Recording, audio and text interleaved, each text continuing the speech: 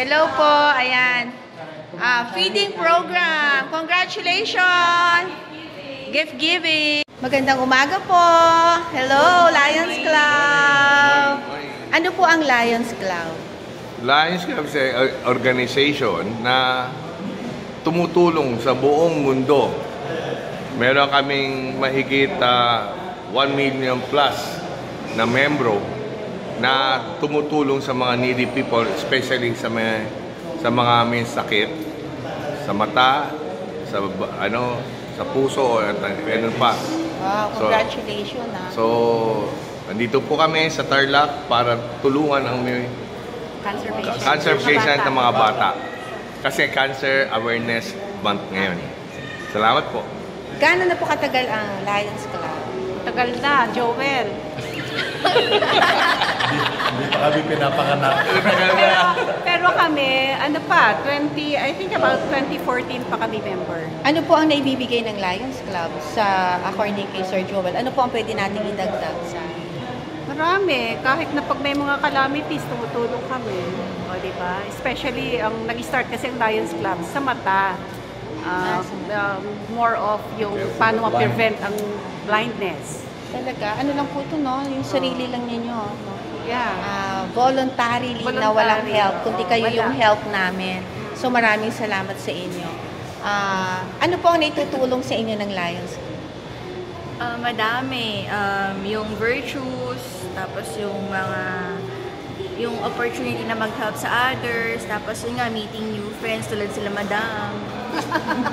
O, diba? Maraming salamat sa inyo na talagang maraming natututunan ng mga televiewers namin. Ano pa po ang pwede nyo idagdag sa Lions Club bukod sa napakagaling nyo pong kumanta? In general, actually, services ang ino-offer ng ng Lions. Nag-expand na nga siya kahit sa environment, nagdagdag kami ng mga sa diabetes, pediatric cancer, ano pa ba? Marami. Sa calamities, tumutulong din ang Lions. Worldwide yan. Oo nga. Hindi pala kayo nagpakilala. Magpakilala po kay Sir Joel. Hi, I'm Joel Perez. I'm the auditor of Sinagtana Lions Club. Sinagtala, mababuhay. Yeah. Hello, Ate Lep. Hi, I'm Lep. Your complete name? Evilet. Dila. And anong posisyon? Ano ang position ko? Muse ba?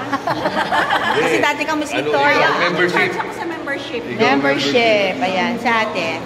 What's your name, Ate? Cha Perez.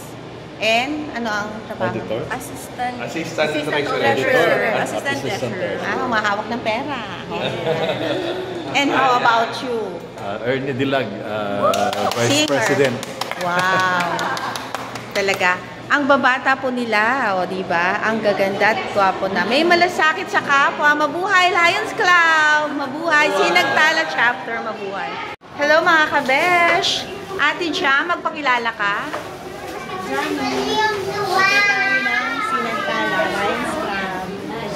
Si Dr. Flor, ang presidente ng Quezon City, Sinagtala MJF Lions. Thank you very much po sa inyo, ha? So, ano pa po ang goal ng Lions Club? Actually, ang goal ng Lions Club is to serve, service lagi. We serve. So, lahat, kahit sino, kung sino yung mga nakakailangan, nandito kami para ng tumulong. Wow. Anytime. About you? Yun ang service. Service to mankind. Mabuhay po kayo. Thank you very much.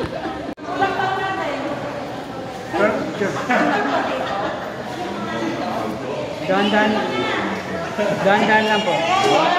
Dahan-dahan lang po. Tulak na po. Saan tayo? Sa third floor. Tulak kayo yan. The Lions Club family.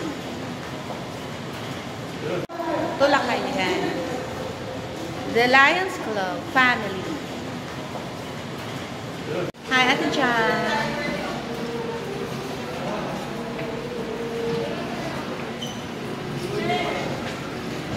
Ibig sabihin, in Jesus Christ, I will be healed. In Jesus Christ, I will be healed. Ako, nakasan nyo, tutulog pa eh. In Jesus Christ, I will be healed. Doktora, gising na. Yes, Okay. Doktora.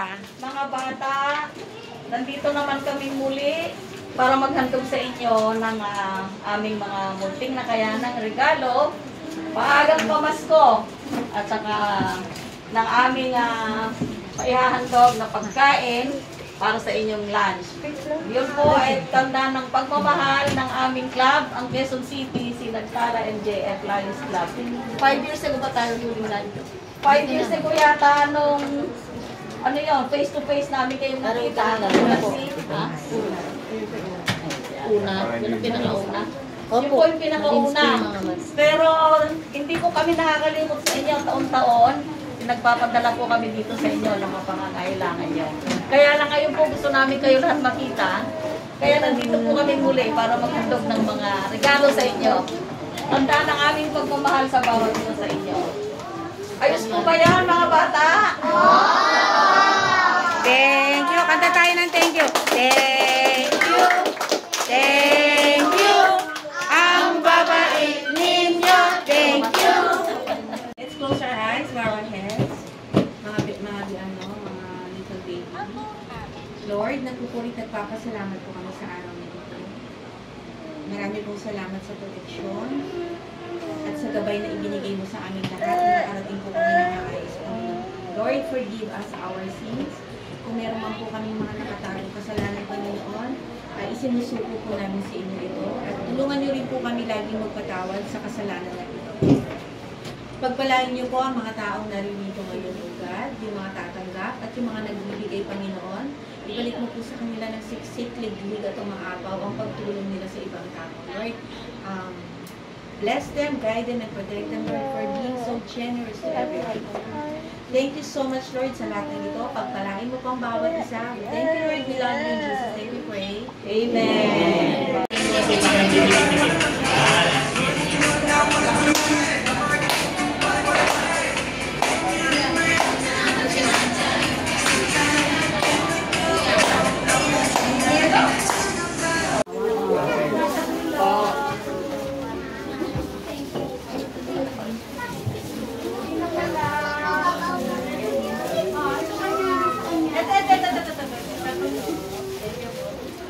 Kutsara niya, kutsara. Sino pang wala? Ay, wala po.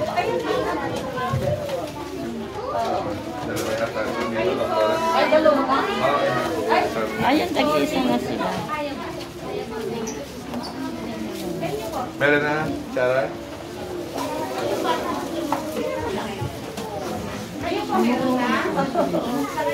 Dalawa, no?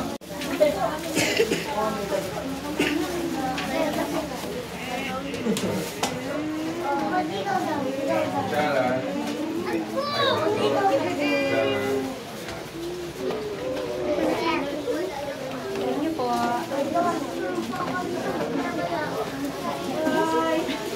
Hello, na. Wala sa Chara. Chara. Ilan sa'yo? Sige sa... Yeah. Yan, hello.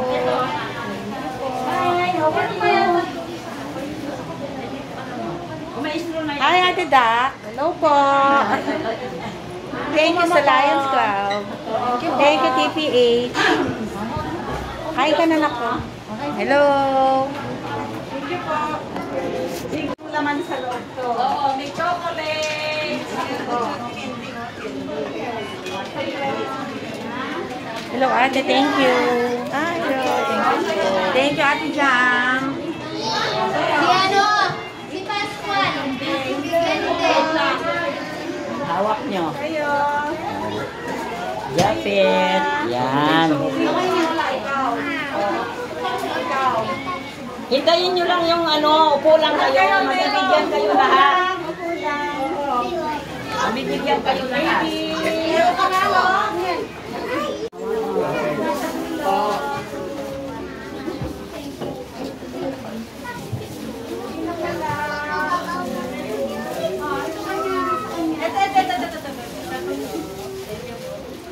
Kutsara niyo, kutsara. Sino pang wala? Ay, wala po. Ayun.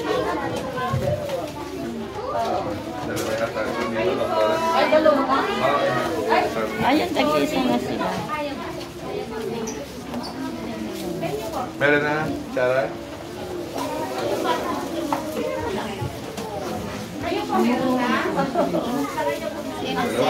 Laman sa loob to. Oo, may chocolate. Hello, ate. Thank you. Hello. Thank you. Thank you, ate Jam.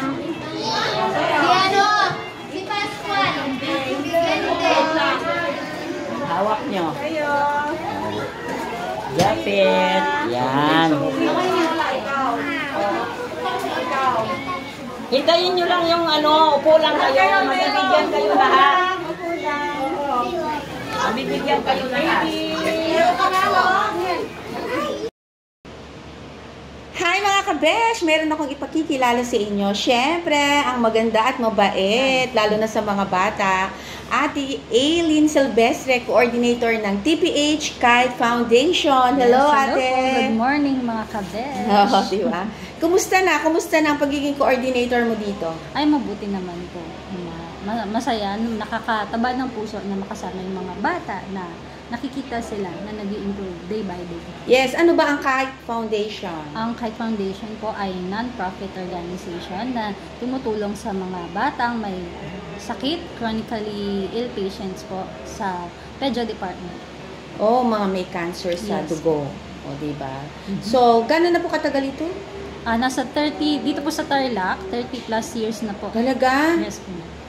At ang dami na nating napagaling. Yes po, madami na pong naging survivors ang ating Dr. Catherine, no? Mga volunteers na rin po sila ngayon na tumutulong na rin sa Kite. Sino palang head natin ng Kite Foundation? Ayan po, tulad po ng nabanggit ko, ang ating Dr. Catherine Pascual po, siya po ang Hima-Onco na partner po ng Kite dito sa Tarlac. Hi, Dr. Catherine. Hello. Kumusta na po kayo? Bali, ilan po ang patients natin ngayon? Hindi ko na mabilang ma'am, pero mga nasa around 100 plus din po sila, active, mga nasa 80 plus po. Nakakabilib ka, dahil pang daycare, no? Ay. Talagang may pagmamalasakit at pagmamahal sa ating mga batang pasyente na may Ay, thank you cancer. po, ma'am. Maraming salamat sa iyo at ngayon sana ma-enjoy natin ang Feeding program po na. from Lions Club. Lions na Club. mula pa sa Manila po. So, Yes. lumayo pa from Manila. Thank you, Lions Club. Thank you po. Thank you, Kabesh. Thank you, Kabesh. Yes, thank you.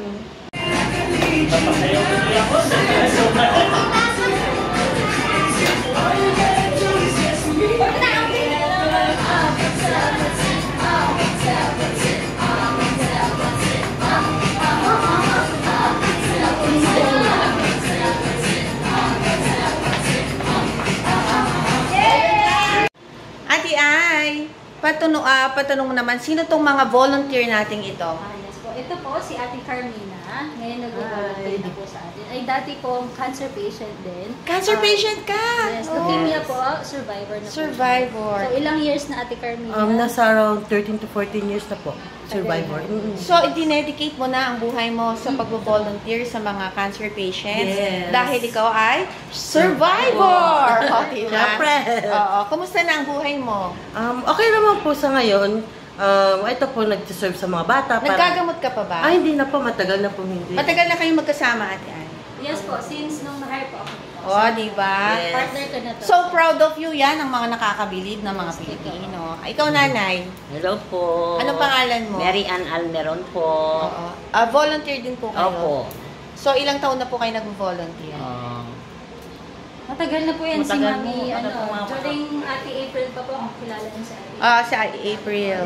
Nandiyan na si Mami po. So si Mami po, tawag namin sa kanya dito sa kahit Mami po. Si Mami po may apo po yan na cancer patient. Cancer patient din dati. And then ngayon survivor na rin po. Na ngayon is under the program of yung scholarship natin. So even after nung medication niya, ngayon survivor na siya, sinusupport pa rin po natin siya as much as we can. sakay. Wow, dapat tulungan natin ang Kite Foundation. Ang dami na tutulungan kailangan. Hingi po kami ng tulong for the kids, ay mga survivor and volunteer. Mabuhay po kayo. Hi, Ate Dak. Kumusta ka na? Anong kaso ng anak mo? Acute lymphoblastic leukemia po. Ano yon para sa kaalaman namin? Ang pagkakalam ko na paliwanag po sa akin ni Doc Ma'am is sakit po sa dugo. Sakit sa dugo. So, ilang taon nang nakakaranas ang anak mo? Nag-start po siya, nag-chemo ma'am, noong June 27, 2024 po. 2024 until now. Yes. Kumusta na po yung anak niyo? Ngayon ma'am is, ano po kasi yung, ano po niya is, relapse po siya. Nag-relapse po. Oo. Ano ibig sabihin ng relapse? Back to zero po. Parang nag-ulit po siya. Bakit daw ganon? Dahil daw po sa bone marrow po. Oo. Parang hindi daw po maganda yung CBC po niya kasi ma'am is hindi po nagiging okay. Always po na yung sa platelet po niya ma'am, bumababa po. Hindi po siya nag-increase. Kaya doon po. Tapos, yun ma'am, parang may nakita po yan. Hindi po maganda sa BNA po. Talaga? At bilib na bilib ako sa iyo, talagang nakatutok ko sa anak mo mula noong 2024 hanggang until now. Alam mo, ganito talaga tayo mga magulang, no? Gagawin lahat para sa anak. Iiwanan natin lahat para sa kanila. So, kumusta naman ang buhay mo ngayon? Kakayanin po. Para sa anak. Sino mga tumutulong sa iyo? Bukod sa TPH Kite Foundation natin. Ano ma'am, sa family po ng asawa ko. Tsaka ano ma'am, yung mga marami kong nalalapitan sa mga munisipyo po gano'n. Hihingi po ng tulong. Talagang nagbibigay sila malasakit. Yes po. Dito po. Tapos sa mga... Under ba siya ng PhilHealth din? Yes po. Ay, buti na lang.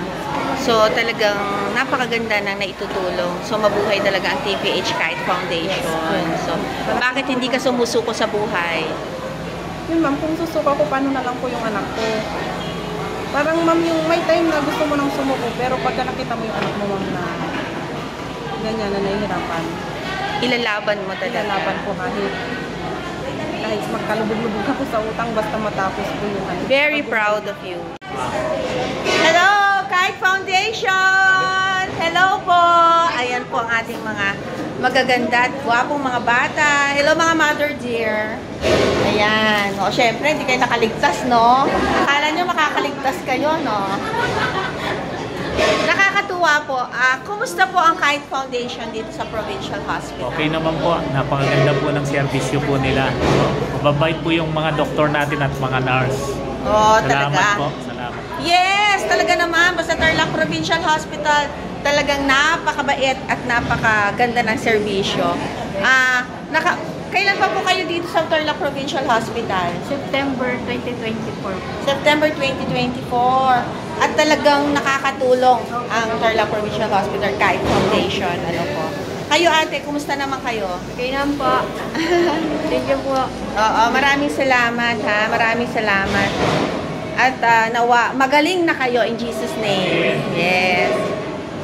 Bilang presidente po ng Lions Club International, Lions Club. Sinagtala, Quezon City. Quezon City, Sinagtala. Okay. Bakit po hindi nyo isinusuko ang inyong Lions Club? Ay, kasi ang Lions Club talagang service ang ano namin motto. So ibig sabihin, habang may buhay, may pag-asa ang lahat ng mga taong tinutulungan namin. At kaya wala kaming sawang tumulong hanggat sa kaya rin namin. Wow. Pang binibining Pilipinas.